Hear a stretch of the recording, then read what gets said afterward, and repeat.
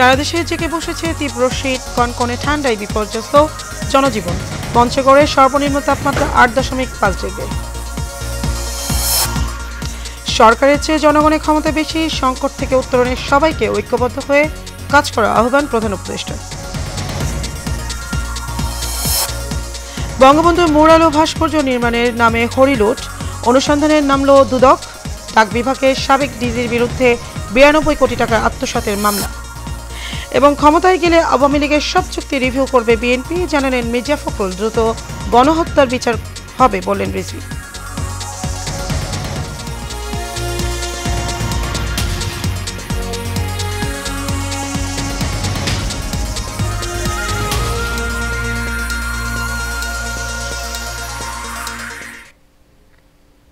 স্বাগত এশিয়ান নিউজে, আপনাদের সাথে আছে আমি মারিয়া মিকো। এতক্ষণ শুনছিলেন বিআরবি কেবল ইন্ডাস্ট্রিজ লিমিটেড সংবাদ শিরোনাম। চলে যাব পুরো সংবাদে। চলতি বছরের শুরু থেকেই রাজধানী সহ সারা দেশে বেড়েছে শীতের তীব্রতা। উত্তরাঞ্চলের পঞ্চগড় ও দিনাজপুরে জনপদ কাঁপছে শীতের দাপটে। এছাড়া প্রতিদিনই দেশের বিভিন্ন এলাকা কুয়াশার চাদরে ঢাকা থাকছে। কুয়াশাময় এই পরিস্থিতি আরও 2 থেকে 3 দিন অব্যাহত থাকবে এবং কুয়াশা কেটে গেলেই শীতের তীব্রতা আরও বাড়বে বলে জানিয়েছে আবহাওয়া অধিদপ্তর। এদিকে গত 2 দিন ধরে রাজধানীর আকাশে সূর্যের দেখা মেলেনি। পাশাপাশি বেড়েছে বাতাসের প্রবাহ, আর এতেই শীতের প্রকোপ বেড়েছে। আবহাওয়াবিদরা বলছেন তাপমাত্রা আরও সামান্য কমতে পারে। সকালে পঞ্চগড়ে সর্বনিম্ন তাপমাত্রা 8.5 ডিগ্রি সেলসিয়াস রেকর্ড করা হয়েছে।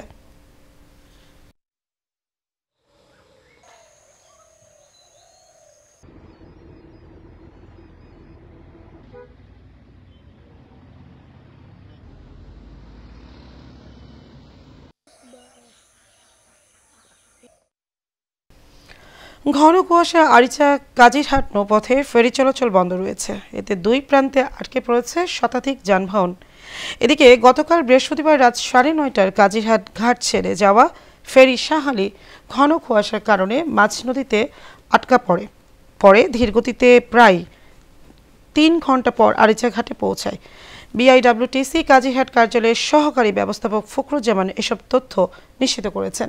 তিনি জানান, মাঝনদীতে আটকা পড়া ফেরি শাহালি ধীরগতিতে প্রায় 3 ঘন্টা পর রাত 12:30টার দিকে মানিকগঞ্জে আরিচা ঘাটে পৌঁছায়। এরপর থেকেই ফেরি চলাচল বন্ধ হয়ে যায়। তিনি আরও জানান, সন্ধ্যা থেকেই কুয়াশার তীব্রতা ব্যাপকভাবে বাড়তে থাকে। এর মধ্যেও গতি কমিয়ে অত্যন্ত সাবধানতার সঙ্গে ফেরি চালানো হচ্ছিল। কিন্তু 9:30টার দিকে ছেড়ে যাওয়া শাহালি ফেরিটি মাঝনদীতে আটকে পড়লে কোনো পাশ থেকেই আর ফেরি ছাড়া হয়নি।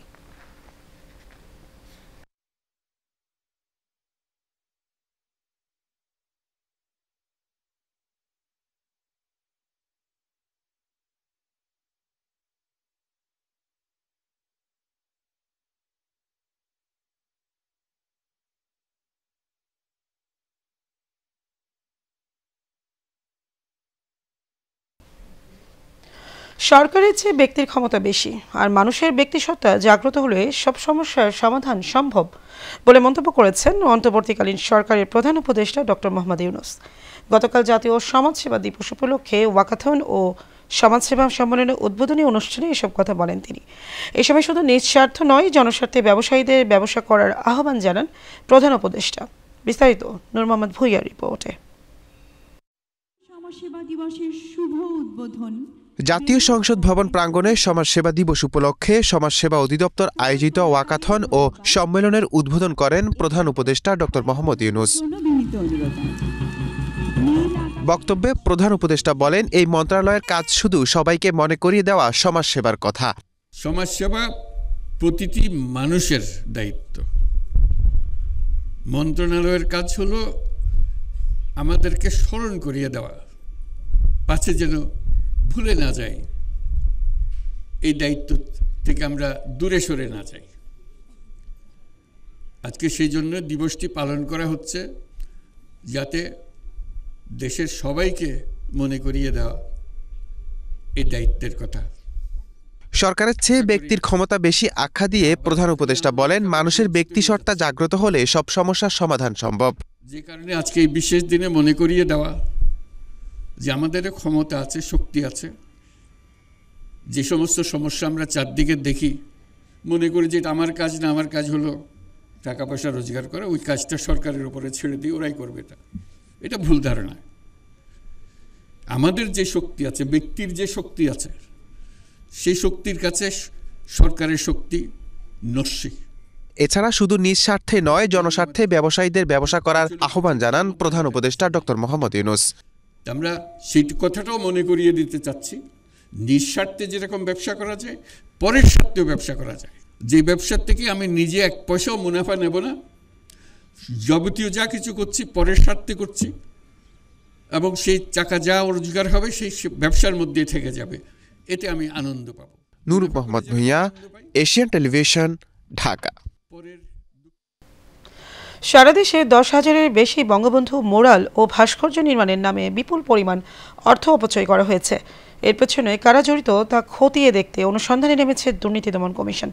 একই সাথে মুজিব কিল্লা নির্মাণ ও উন্নয়নে অর্থ তছরূপের অনুসন্ধান করবে সংস্থাটি। গতকাল এক সংবাদ সম্মেলনে এই কথা জানান দুদকের মহাপরিচালক আক্তার হোসেন। ওয়ালিদ সিদ্দিকের রিপোর্টে বিস্তারিত। মুজিববর্ষ পালন উপলক্ষে সারা দেশে 10,000-এরও বেশি মুরাল ও ভাস্কর্য নির্মাণ করেছিল ক্ষমতাচ্যুত আওয়ামী লীগ সরকার। এতে খরচ হয় প্রায় 4,000 কোটি টাকা। বিপুল পরিমাণ এই অর্থ অপচয়ের পেছনে কারা জড়িত বা কিভাবে ব্যয় করা হয়েছে এত টাকা তা খতিয়ে দেখতে অনুসন্ধানে নেমেছে দুদক। শুধু মুরালে নয়, একইভাবে মুজিব কিল্লা নির্মাণ ও উন্নয়নের নামে 1,000 কোটি টাকা তছরূপের খোঁজ করবে সংস্থাটি। 1,000 কোটি টাকা ব্যয়ে নির্মাণের অভিযোগের প্রেক্ষিতে এই কমিশন কর্তৃক এই বিষয়ে অনুসন্ধানের সিদ্ধান্ত গৃহীত হয়েছে।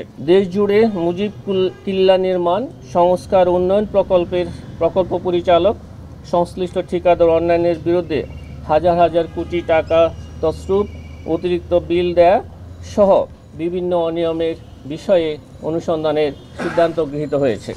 এদিকে সরকারি প্রকল্পের 92 কোটি টাকা লোপাটের অভিযোগে সাবেক ডাক বিভাগের মহাপরিচালক শুভাংশু শেখর ভদ্রের বিরুদ্ধে মামলা করেছে দুদক। শুভাংশু শেখর ভদ্র সাবেক প্রকল্প পরিচালক। এছাড়া অবৈধ সম্পদ অর্জনের অভিযোগে বিএফআইইউ এর সাবেক প্রধান মাসুদ বিশ্বাস ও তার স্ত্রীর 2 কোটি টাকার অবৈধ সম্পদ অর্জনের অভিযোগ আনা হয়েছে। চুয়াডাঙ্গা 1 আসনের সাবেক এমপি সোলাইমান হক জোয়ারদার ও তার স্ত্রীর 11 কোটি টাকার অবৈধ সম্পদের প্রমাণ পেয়েছে দুদক।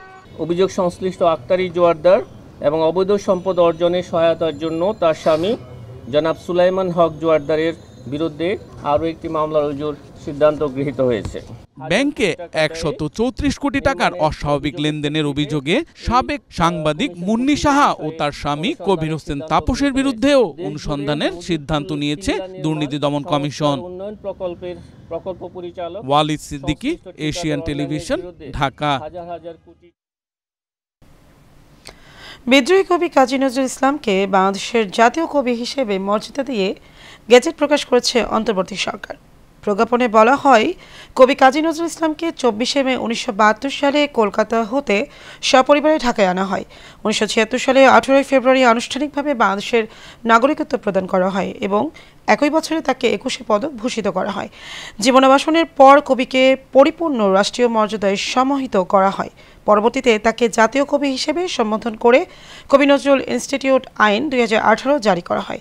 প্রজ্ঞাপনে বলা হয়, যেহেতু কবি কাজী নজরুল ইসলামকে 1972 সালে 4 মে থেকে বাংলাদেশের জাতীয় কবি হিসেবে ঘোষণা করে গেজেট প্রকাশের প্রস্তাব উপদেষ্টা পরিষদের সভায় অনুমোদিত হয়েছে, সে কারণে কবি কাজী নজরুল ইসলামকে বাংলাদেশের জাতীয় কবি ঘোষণা করা হলো এবং গেজেট আকারে প্রকাশ করা হলো।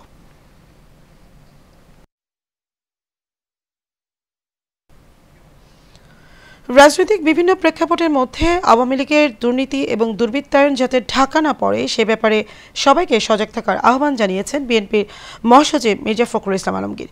গতকাল গুলশান বিএনপির চেয়ারপারসনের কার্যালয়ে এক ব্রিফিংয়ে একথা বলেন তিনি।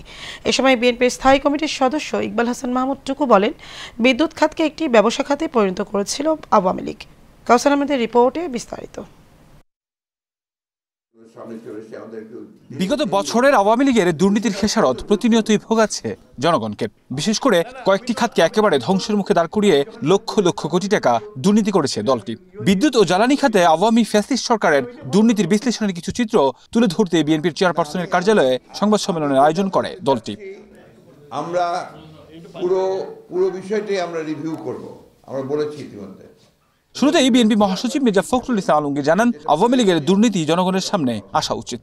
এই রাজনৈতিক তর্ক বিতর্কে আপনার এই আওয়ামী লীগের যে দুর্বৃত্তায়ন, তাদের যে চুরি, তাদের যে আপনার লুটপাট, এটা কিন্তু আপনার নিচে পড়ে যাচ্ছে। এরা এক ধরনের সুবিধা পেয়ে যাচ্ছে। এই কথাগুলো আমাদের বারবার বলা দরকার। এই কথাগুলো না বললে আপনার আওয়ামী লীগের যে দুর্বৃত্তায়ন এবং আওয়ামী লীগের ধ্বংস করে দিয়েছে দেশটাকে, এটাকে আমার যে ভাষায় বলতে যে ফোকলা করে দিয়েছে, এটা কিন্তু মানুষ আস্তে আস্তে ভুলে যাবে। এ সময় দলের স্থায়ী কমিটির সদস্য এবং সাবেক বিদ্যুৎ মন্ত্রী ইকবাল হাসান মাহমুদ টুকু বলেন, আওয়ামী লীগ সরকার এই খাতকে টাকা বানানোর মাধ্যমে পরিণত করেছিল। বিদ্যুৎ খাতটা তারা একটা একটা ব্যবসার খাত বানিয়ে ফেলেছিল এবং তারা বুঝতে পেরেছিল এই খাত থেকে কুইক মানি বানানো যায় এবং কোনো হিসাব না দিয়ে, কারণ বিদ্যুৎটা তো হাওয়া, বিদ্যুৎ তো দেখা যায় না। এ সময় বর্তমান সরকারকে বেশ কিছু পরামর্শ দিয়ে প্রতিটি চুক্তি পাবলিক করে দেওয়ার আহ্বান জানান তিনি। যে প্রত্যেকটা চুক্তি should be public. Kawsar Ahmed, Asian television, Dhaka.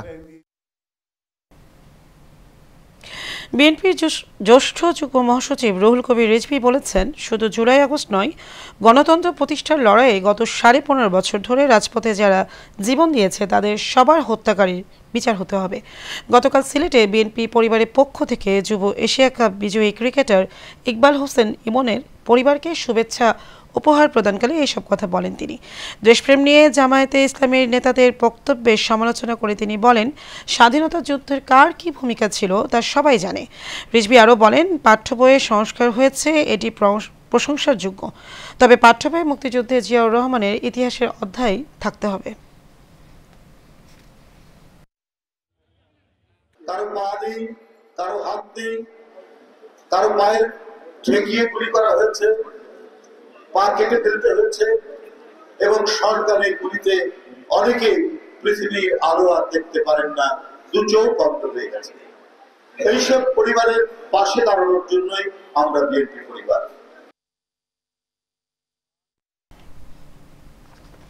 দেশের প্রথম উচ্চ প্রযুক্তির স্যাটেলাইট চ্যানেল এশিয়ান টেলিভিশনের বার্তার প্রধান হিসেবে যোগ দিয়েছেন সিনিয়র সাংবাদিক মোহাম্মদ সিরাজুল ইসলাম।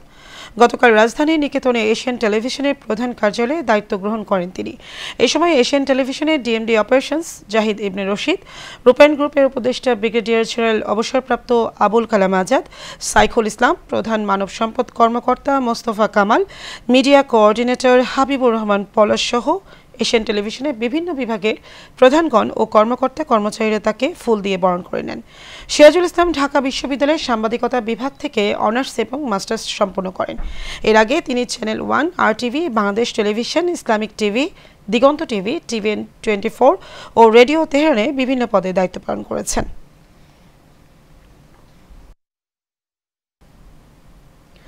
শীর্ষস্থানীয় আবাসন প্রতিষ্ঠান রূপায়ণ গ্রুপের অঙ্গ প্রতিষ্ঠান রূপায়ণ হাউজিং এস্টেট লিমিটেড এখন রাজধানীর পরিকল্পিত আবাসন প্রকল্প জলসিঁড়িতে। বুধবার ভূমি মালিক ও রূপায়ণ হাউজিং এস্টেটের মধ্যে এ সংক্রান্ত এক চুক্তি স্বাক্ষরিত হয়। এ সময় রূপায়ণ হাউজিং বিশ্বমানের আবাসন করছে বলে জানান অবসরপ্রাপ্ত brigadier general doctor Abdullah Al Mamun. বিস্তারিত মেহরাব সুমনের রিপোর্টে। রাজধানীর পরিকল্পিত আবাসন প্রকল্প জলসিঁড়িতে বিশ্বমানের আধুনিক ভবন নির্মাণ করবে রূপায়ণ হাউজিং এস্টেট লিমিটেড। বুধবার রাজধানীর মহাখালী রূপায়ণ সেন্টারে ভূমি মালিক ও রূপায়ণ হাউজিং এস্টেট লিমিটেডের মধ্যে এ সংক্রান্ত চুক্তি স্বাক্ষরিত হয়। ভূমি মালিক শাহনাজ বেগম এবং রূপায়ণ হাউজিং এস্টেট লিমিটেডের পক্ষে সিইও মোহাম্মদ আলিনুর রহমান চুক্তিতে স্বাক্ষর করেন। এ সময় অবসরপ্রাপ্ত brigadier general doctor Abdullah Al Mamun বলেন, রূপায়ণ হাউজিং এস্টেট ভবন নির্মাণে কোয়ালিটি এবং হস্তান্তরে বিশ্বস্ত প্রতিষ্ঠান। আমরা অনেক চিন্তা ভাবনা করে আসলে রূপায়ণ হাউজিং এস্টেট লিমিটেডের সঙ্গে আমরা গিয়েছি যে এবং ওনাদেরকে আমরা জমিটা হ্যান্ডওভার করছি।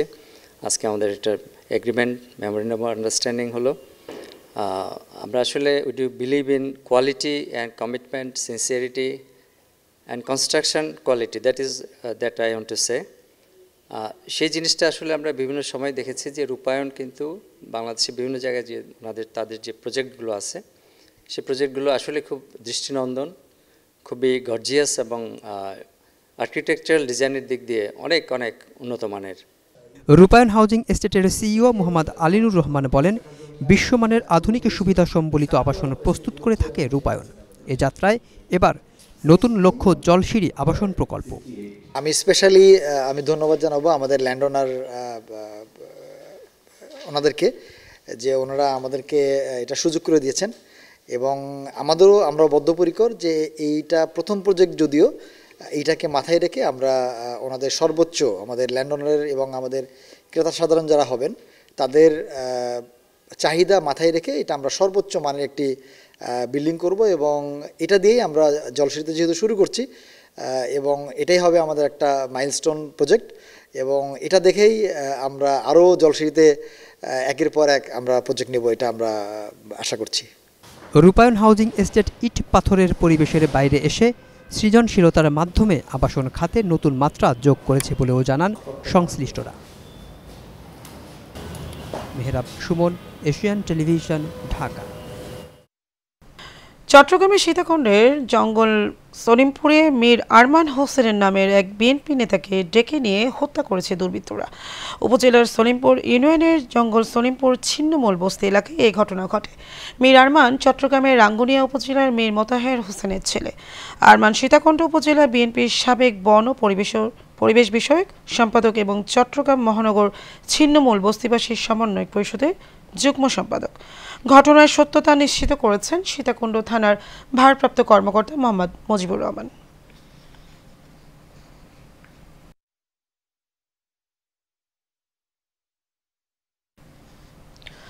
ঢাকার ধামরায়ে বন্ধুদের সঙ্গে 31st নাইট উদযাপনের সময় গুলিবিদ্ধ হয়েছেন আকাশ নামে এক যুবক।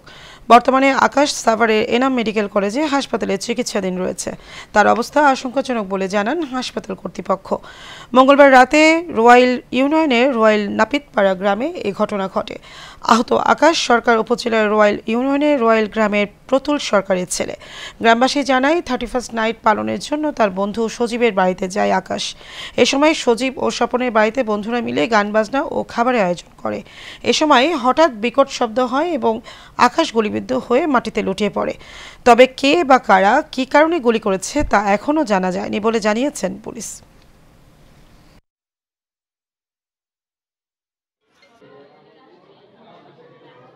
আর যে গুলি করছে সে হলো রাব্বি খান। ওই রাব্বি আর হলো আকাশ নামের যে ছেলেটা, ওরা ছিল বন্ধু। ওরা দুজনে কথা বলতেছে, ঝাঁকাঝাঁকি করতেছে। ওই শব্দ শোনার পর আকাশ ছেলেটা হঠাৎ তলে পড়ে যায়। বৈষম্যবিরোধী আন্দোলনে আহত ছাত্রদের বিজিবি হাসপাতালে উদ্যোগে বিনামূল্য চিকিৎসা সেবা এবং সদর দপ্তরের সহযোগিতায় আর্থিক অনুদান, পুনর্বাসন ও বিকল্প কর্মসংস্থানের ব্যবস্থা করা হয়েছে। এরই ধারাবাহিকতায় রাঙ্গামাটির লংগদুতে আন্দোলনে আহত দ্বাদশ শ্রেণীর শিক্ষার্থী মোহাম্মদ আমানুল্লাহকে চিকিৎসার জন্য নগদ 50,000 টাকা ও বিকল্প কর্মসংস্থান হিসেবে একটি দোকান ঘরের চাবি প্রদান করে বিজিবি। এ সময় লংগদু থানা পুলিশ সহ গণমাধ্যম কর্মীরা উপস্থিত ছিলেন।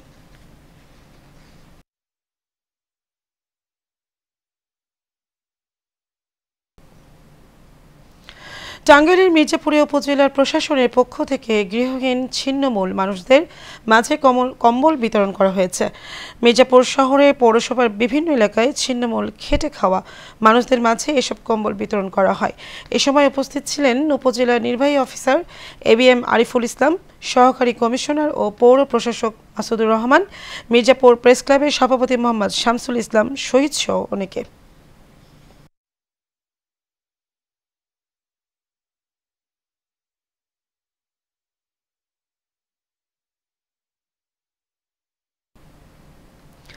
গাজীপুরের শ্রীপুরে বিএনপির ভারপ্রাপ্ত চেয়ারম্যান তারেক রহমানের নির্দেশনায় ও কেন্দ্রীয় কমিটির সহ স্বাস্থ্য বিষয়ক সম্পাদক অধ্যাপক ডাক্তার রফিকুল ইসলাম বাচ্চুর পক্ষ থেকে হতদরিদ্রদের মাঝে কম্বল বিতরণ করা হয়েছে।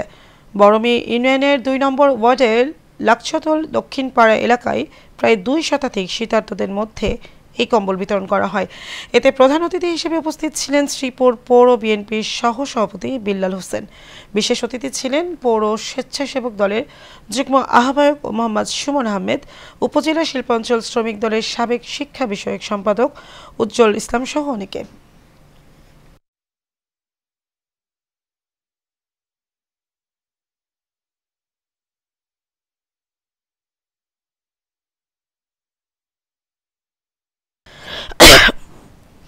রংপুরের পীরগঞ্জে শহীদ আবু সাইদ ফাউন্ডেশনের উদ্যোগে গরিব দুস্থ ও অসহায় মানুষদের মাঝে শীতবস্ত্র কম্বল বিতরণ অনুষ্ঠিত হয়েছে। উপজেলার জাফরপাড়া উচ্চ বিদ্যালয় মাঠে প্রায় ১২ শতাধিক শীতার্ত মানুষের হাতে এসব শীতবস্ত্র কম্বল তুলে দেওয়া হয়। এ সময় উপস্থিত ছিলেন পীরগঞ্জ উপজেলা নির্বাহী অফিসার খাদিজা বেগম, শহীদ আবু সাইদ ফাউন্ডেশনের সভাপতি ও শহীদ আবু সাইদের বড় ভাই রমজান আলী ও সাধারণ সম্পাদক আবু হোসেন সহ আরও অনেকে উপস্থিত ছিলেন।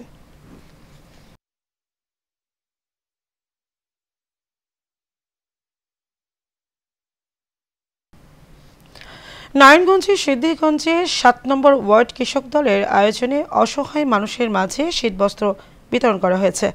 কদমতলী পুল MW স্কুল সংলগ্ন এলাকায় এই শীতবস্ত্র বিতরণ করা হয়। ওয়ার্ড কৃষক দলের সভাপতি মোহাম্মদ সাগর বাবু সভাপতিত্বে ও সাধারণ সম্পাদক মোহাম্মদ আসিফ হোসেন আকাশের সঞ্চালনায় এতে প্রধান অতিথি ছিলেন ৭ নম্বর ওয়ার্ড বিএনপির সাবেক সভাপতি বীর মুক্তিযোদ্ধা মোহাম্মদ সেকেন্দার আলী।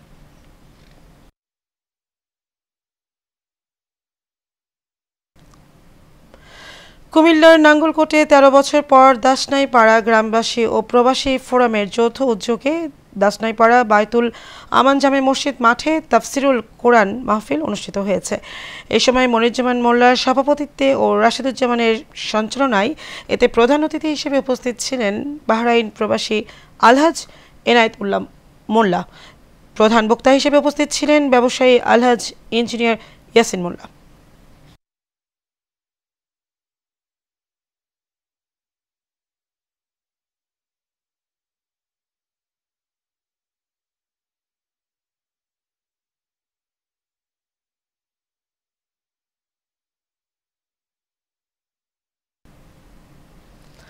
ময়মনসিংহে হালুয়াঘাটের প্রেস ক্লাবের দ্বিবার্ষিক নির্বাচন হয়েছে। নির্বাচনের সভাপতি পদে সাংবাদিক ওমর ফারুক সুমন ও সাধারণ সম্পাদক পদে সাংবাদিক জুলফিকার আলী জুলমত নির্বাচিত হয়েছেন। প্রেস ক্লাব কার্যালয়ে উৎসবমুখর পরিবেশে এই নির্বাচন অনুষ্ঠিত হয়। পরে ভোটে নির্বাচিত বিজয়ীদের নাম ঘোষণা করেন প্রধান নির্বাচন কমিশনার সিনিয়র প্রভাষক সুলতান আহমেদ। কার্যকরী কমিটি আগামী ২ বছর দায়িত্ব পালন করবে।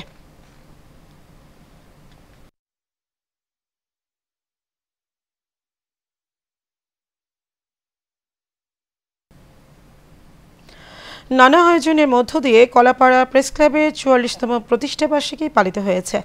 এ উপলক্ষে বুধবার পৌর শহরে একটি বর্ণাঢ্য র্যালি বের করা হয়। এতে গণমাধ্যম কর্মীসহ বিভিন্ন শ্রেণী পেশার মানুষ অংশগ্রহণ করেন। পরে শহরের বিভিন্ন সড়ক প্রদক্ষিণ শেষে কলাপাড়া প্রেস ক্লাব মিলনায়তনে ক্লাবের ইতিহাস, ঐতিহ্য ও গৌরবের ৪৪ বছর বিষয়ক এক আলোচনা সভা অনুষ্ঠিত হয়।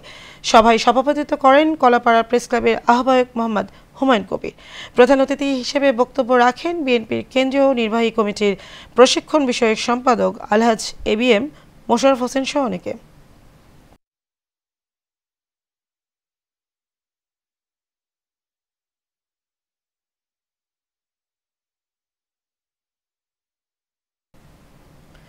টাঙ্গাইলের ঘাটাইলে শাহপুর ক্যান্টনমেন্ট মোড়ে Sonartori park restaurant and party সেন্টারে উদ্বোধন করা হয়েছে। পরে পার্ক প্রাঙ্গণে অগ্রণী ব্যাংক সাধারণ অফিসার কল্যাণ সমিতির কেন্দ্রীয় কমিটির সভাপতি মোহাম্মদ বাইজিদ হোসেনের সভাপতিত্বে এক আলোচনা সভা হয়। সভায় বক্তব্য রাখেন উপজেলা ইসলামিক ফাউন্ডেশনের ফিল্ড অফিসার মোহাম্মদ আনিসুর রহমান, কালিহাতীয় কলেজের শিক্ষক হাসিনা মমতাজ ও পার্কের ব্যবস্থাপনা পরিচালক মনিরুজ্জামান মঞ্জু সহ অনেকে।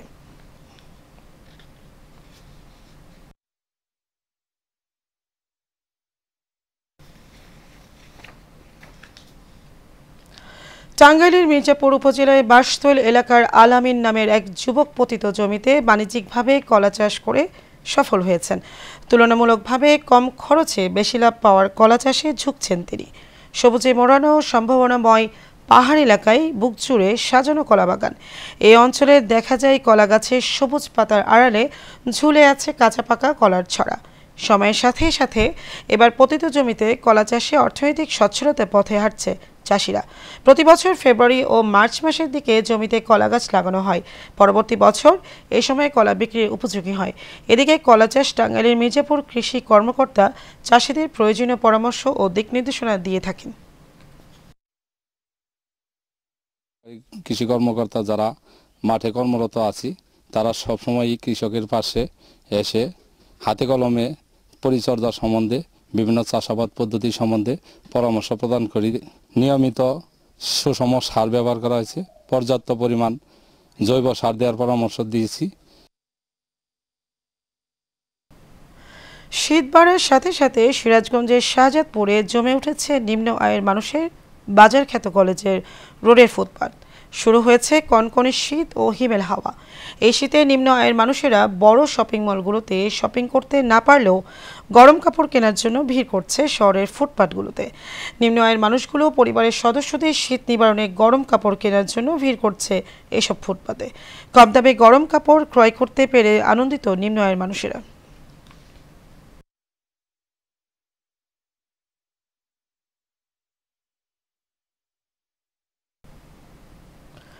গোপালগঞ্জে কোটালীপাড়ায় রোজিনা নামে এক গৃহবধূকে রহস্যজনক মৃত্যু হয়েছে।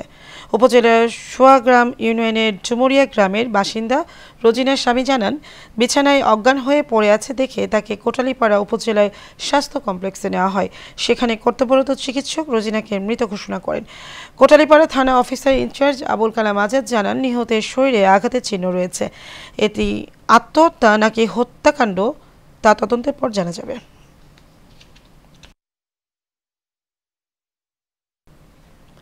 ছাত্রদলের ৪৬তম প্রতিষ্ঠাবার্ষিকী উপলক্ষে রাঙামাটির রাজস্থলীতে র্যালি ও আলোচনা সভা হয়েছে। উপজেলার প্রাঙ্গণ থেকে একটি র্যালি বের হয়ে বিভিন্ন সড়ক প্রদক্ষিণ করে। উপজেলা ছাত্রদলের আহ্বায়ক নাইমুল ইসলাম রনির সভাপতিত্বে ও সদস্য সচিব সাজন তনচঙ্গার সঞ্চালনায় পরে এক সভায় প্রধান অতিথি ছিলেন উপজেলা বিএনপির সভাপতি মাস্টার খলিলুর রহমান শেখ। বিশেষ অতিথির বক্তব্য রাখেন উপজেলা বিএনপির সিনিয়র সহ সভাপতি আবুল হাসেম মেম্বার, সহসভাপতি চাটিয়া প্রুশ মার্মা, সহসভাপতি সকির আহমেদ, সাধারণ সম্পাদক ম মার্মা সহ স্থানীয় বিএনপির নেতাকর্মীরা।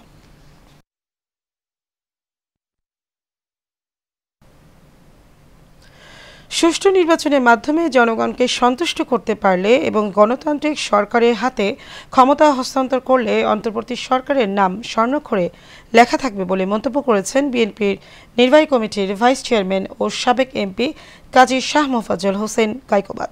কুমিল্লার মুরাদনগর উপজেলায় ডিআর সরকারি উচ্চ বিদ্যালয় মাঠে শোকরানা ও দোয়া মাহফিলে এই মন্তব্য করেন তিনি। এ সময় উপস্থিত ছিলেন কায়কোবাদের ছোট ভাই কে মুজিবুল হক, কাজী জুন্নুন বসরি, কাজী শাহ আরিফিন, কুমিল্লা উত্তর জেলা বিএনপির আহ্বায়ক আখতারুজ্জামান, যুগ্ম আহ্বায়ক সাবেক চেয়ারম্যান সৈয়দ তৌফিক মীর সহ অন্যান্য নেতাকর্মীরা।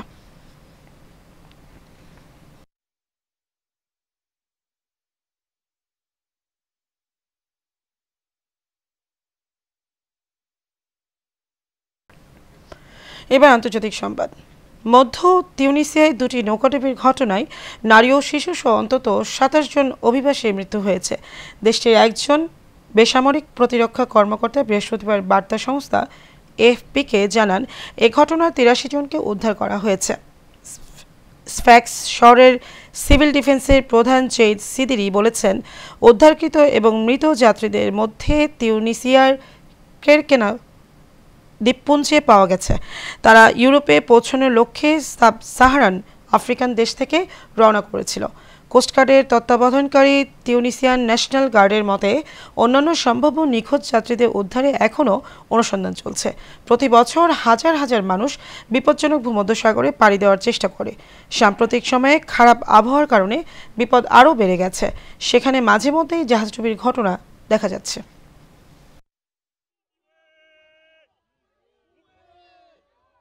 কুড়িগ্রামে গ্রামীণ জনপদে হারিয়ে যাওয়া শিল্প তুলে ধরতে প্রথমবারের মতো আয়োজন করা হয়েছে শিল্প ও সংস্কৃতি মেলা। এতে করে প্রাচীন ঐতিহ্যবাহী নানা জিনিসপত্র প্রথমবারের মতো দেখতে পেয়ে খুশি শিক্ষার্থীরা। স্থানীয় প্রশাসন বলেছেন, পরবর্তী প্রজন্মের কাছে ঐতিহ্য তুলে ধরতে এমন উদ্যোগ প্রশংসনীয়। কুড়িগ্রাম থেকে হাফিজুর রহমান হৃদয়ের তথ্য ও ছবিতে বিস্তারিত জানাচ্ছেন আরভি ইসলাম হিমু। প্লাস্টিক আর প্রযুক্তির যুগে গ্রামীণ পণ্য এখন বিলুপ্তির পথে। পূর্বপুরুষের জীবনযাত্রার ঐতিহ্যবাহী এসব গ্রামীণ পণ্য প্রদর্শন দেখে খুশি মেলায় আসা দর্শনার্থী ও শিক্ষার্থীরা। দিনব্যাপী শিল্প ও সংস্কৃতি মেলায় নকশি কাঁথা, মাটির বাহারি পণ্যের পাশাপাশি গ্রামীণ পণ্য প্রদর্শিত হয়েছে। বিদ্যালয়ের ষষ্ঠ হতে নবম শ্রেণীর ৪৫ জন শিক্ষার্থীরা নিজেরাই প্রায় ২ মাসের পরিশ্রমে এসব গ্রামীণ পণ্য তৈরি করে মেলার আয়োজন করে। প্রজন্ম যেন জানতে পারে মূলত এগুলো কি, এটার জন্য আমরা মূলত এই সাংস্কৃতিক মেলার আয়োজন করেছি। আমি এই হুক্কা আজকে প্রথম দেখলাম, এর আগে কখনো দেখিনি। বায়োস্কোপ প্রথম দেখলাম, ঢেকি প্রথম দেখলাম, তারপরে দেখলাম হচ্ছে কালীঘাটের পট, গাজীর পট, এগুলো আমি প্রথম দেখলাম। প্লাস্টিক পণ্যের দাপটে বিক্রি কমেছে গ্রামীণ কুটির শিল্পের। জেলায় এমন ব্যতিক্রমী মেলার আয়োজন করায় খুশি শিক্ষক, অভিভাবক ও দর্শনার্থীরা। পুরনো কৃষ্টি কালচারকে নতুন করে নতুন জেনারেশনের মাঝে ছড়িয়ে দেয়া, তাদেরকে জানার উদ্দেশ্যে। পুরনো ঐতিহ্য পালকি আমরা তো দেখি নেই, কিন্তু এই মেলার মাধ্যমে আমরা দেখতে পারলাম। 1400-1500 শতকের দিকের ঘটনা, তো আমরা আসলে জানতামই না। এখানে এসে সবকিছু দেখে মানে সে আগের যুগের কথাগুলো মনে পড়ে যাচ্ছে। আগামীর বাংলাদেশ করতে সরকারি বেসরকারি সহায়তার মাধ্যমে দেশের সকল শিক্ষা প্রতিষ্ঠানে গ্রামীণ মেলার উদ্যোগ নেবার দাবি প্রধান শিক্ষকের। আসলে এগুলির বিকল্প নেই। আমাদের এগুলির মাধ্যমে, সংস্কৃতির মাধ্যমে তাদের মেধার বিকাশ ঘটবে, তারা দেশকে চিনবে, তারা দেশের সংস্কৃতিকে চিনবে, তারা বাংলার মানচিত্রকে চিনবে। এ ধরনের বিকাশ আসলে প্রতিটি স্তরে হওয়া দরকার। সরকারি উদ্যোগে বা বেসরকারি উদ্যোগেও এই কাজগুলো করলে এটা দেশের জন্য এবং আমাদের যে কোমলমতি ছাত্রছাত্রীরা আছেন তাদেরকে জানানোর বিষয়ে, আমাদের অতীতকে জানানোর বিষয়ে, ঐতিহ্যকে জানানোর বিষয়ে যদি কার্যক্রম গ্রহণ করা হয়, এটাই সত্যি অনেক একটি ভালো কাজ হবে। গ্রামীণ ঐতিহ্য বাঁচিয়ে রাখতে সরকারি ও বেসরকারিভাবে প্রতি বছর এমন উদ্যোগ গ্রহণ করবে স্থানীয় প্রশাসন ও শিক্ষা প্রতিষ্ঠানগুলো। এমনটাই দাবি শিক্ষার্থীসহ সকলের। RV Islam Himu, Asian television. এবার ভিন্ন প্রসঙ্গ। সারা দেশে জেঁকে বসেছে শীত। কিছুক্ষণ আগে বগুড়া থেকে শীতের খবর জানিয়েছেন সহকর্মী সাজু মিয়া।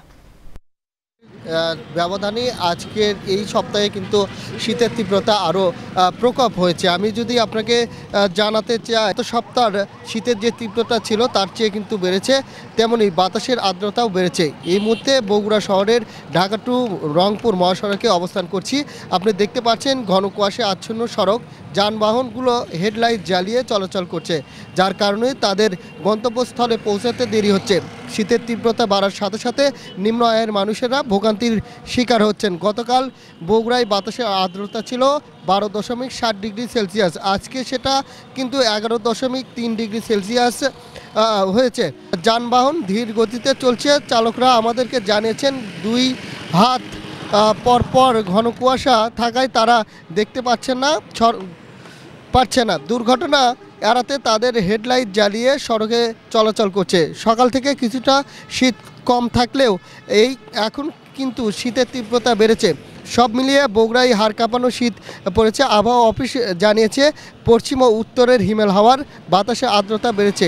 এই অবস্থায় আরও কয়েকদিন থাকবে বলে তারা নিশ্চিত করতে পারেনি। সেক্ষেত্রে শিশু ও বয়স্করা যাতে ঠান্ডাজনিত রোগে আক্রান্ত না হয় সেজন্য ওষুধ আর পরামর্শ দেওয়ার নির্দেশনা দিয়েছেন চিকিৎসকরা। শীতের পোশাক দেওয়ার জন্য করে প্রত্যাশা রেখেছেন সাধারণ মানুষ। চট্টগ্রাম সংবাদ। জনগণের ভোটকে উপেক্ষা করে যারা কমিশনার বা মেয়র হয়েছেন তারা সন্ত্রাসী ও চাঁদাবাজদের প্রাধান্য দিয়েছেন বলে মন্তব্য করেছেন চট্টগ্রাম সিটি কর্পোরেশনের মেয়র ডক্টর শাহাদাত হোসেন। কাঁচাবাজারে ঐতিহ্য ফিরিয়ে আনার লক্ষ্যে ৬৮ ব্যবসায়ীকে চকবাজার সিটি কর্পোরেশন কাঁচাবাজার এ পুনর্বাসন ও পরিদর্শনে তিনি একথা বলেন। এরপর মেয়র বিএনপির ৩১ দফার লিফলেট জনগণের মধ্যে বিতরণ করেন। এ সময় আরও উপস্থিত ছিলেন চৌশিকের প্রধান পরিচ্ছন্ন কর্মকর্তা কমান্ডার ইখতিয়ার উদ্দিন আহমেদ চৌধুরী, যুবদলের সাবেক সাংগঠনিক সম্পাদক এমদাদুল হক বাদশাহ। পূর্ব বাকলিয়া ওয়ার্ডের সাবেক সভাপতি মোহাম্মদ ইউসুফ ফাউন্ডেশন ও বজ্রখোনা ইউনিট বিএনপির উদ্যোগে শীতবস্ত্র বিতরণ অনুষ্ঠিত হয়েছে।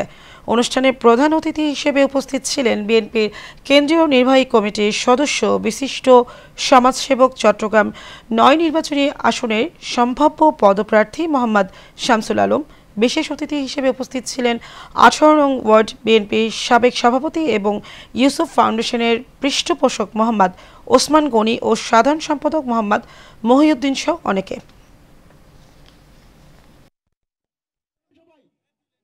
দর্শক, সংবাদ শেষ করব বিনোদন প্রেমী মানুষদের বর্ষবরণের খবর দিয়ে। পুরনো বছরকে বিদায় ও নতুন বছর বরণে বিনোদন প্রেমী মানুষ ভিড় করেছেন নরসিংদীর ড্রিম হলিডে পার্কে। আত্মীয় স্বজন সহ বন্ধু বান্ধব নিয়ে পার্কে উপভোগ করেছেন অবসর সময়। নতুন বছর বরণ উপলক্ষে পার্ক কর্তৃপক্ষ করেছে বিশেষ আয়োজন। হৃদয়েশ সরকারের রিপোর্টে বিস্তারিত জানাচ্ছেন আরভি ইসলাম হিমু। 2024 সালকে বিদায় দিয়ে 2025 নতুন ইংরেজি নববর্ষকে বরণ উপলক্ষে নরসিংদী ড্রিম হলিডে পার্কে আগমন ঘটে পর্যটকের। নতুন বছরকে নতুন আঙ্গিকে বরণ করতে আনন্দ উচ্ছ্বাসে মেতে উঠেছে সবাই। ব্যস্ত জীবনে প্রিয়জনদের সঙ্গে সুন্দর সময় কাটাতে দেশের দূর দূরান্ত থেকে নানা বয়সের মানুষ ছুটে আসেন দেশের অন্যতম বৃহৎ এই বিনোদন কেন্দ্রে। রামপুরা বাড্ডা থেকে আমরা আসছি এবং পরিবেশটা ভালো, খুব চারিদিকে নতুন বছরের দিন, এটার জন্য আমরা ঘুরতে আসছি। আজকে বছরের নতুন দিন, প্রথম দিন আমরা ঘুরতে আসি সবাই মিলে। এই জায়গায় ঘুরতে আসছি, অনেক ভালো লাগতেছে। এই জায়গাটা অনেক সুন্দর। এই জায়গায় ভূতঘর আছে, তারপরে একটা ভয়ঙ্কর মুক্তি আছে। বছরের প্রথম দিয়ে আসছি, যে জায়গার পরিবেশ আগে থেকে শুনছি যে অনেক ভালো, এই কারণে আসছি ঘোরার জন্য। ঘুরে দেখতেছি, পরিবেশটা অনেক সুন্দর লাগতেছে। আলহামদুলিল্লাহ, যে পরিবেশটা খুব সুন্দর, আকর্ষণীয় পানি ওয়াটার, তারপরে আরো বিভিন্ন কিছু আছে। এখানে অনেক রাইড আছে, রাইডগুলোর মধ্যে উঠতে অনেক ভালো লাগে, এজন্য আসছি। এখানকার পরিবেশ খুবই সুন্দর, মানুষজন অনেক ভালো। আজকে আসছি, নিজেকে অনেক ধন্য মনে করছি। এদিকে দর্শনার্থীদের নিরাপত্তা নিশ্চিত সহ বিশেষ আয়োজন করে পার্ক কর্তৃপক্ষ। আমরা বিভিন্ন স্তরে নিরাপত্তা সাজানো হয়েছে। আমরা পুরো পার্কটাকেই চেষ্টা করেছি সিসি ক্যামেরার আওতায় নিয়ে আসার জন্য। এছাড়া আমাদের কিন্তু সরকারি একটা আনসার বাহিনী টিম রয়েছে, একটা আনসার ক্যাম্পও রয়েছে তাদের। প্লাস হচ্ছে যে স্থানীয় যে প্রশাসন, ওনাদের কাছ থেকে সার্বক্ষণিক আমরা সহযোগিতা পাচ্ছি। Roller coaster, bumper car, sky train, demo train, swing car, helicopter rescue ও ভূতের বাড়ি সহ ওয়াটার পার্ক দর্শনার্থীদের বেশি আকৃষ্ট করেছে dream holiday park. Arvi Islam Himu, Asian television. শেষ করবো এশিয়ান নিউজ। তার আগে বিআরবি কেবল ইন্ডাস্ট্রিজ লিমিটেড সংবাদ শিরোনাম জানাবো আরও একবার।